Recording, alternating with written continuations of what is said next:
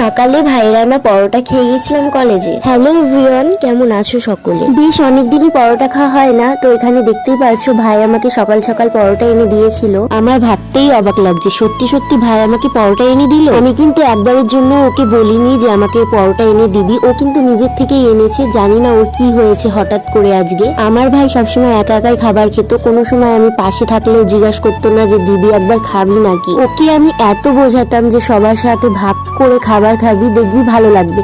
ও শুনতোই না, বলতো তুই খেতে পারিস, আমি খাবো না, আমার একা একাই খেতে ভালো লাগে। সেই কিনা আমার জন্য আজকে পরোটা এনেছে, যে কারণে আমি অবাক হয়ে যাচ্ছি।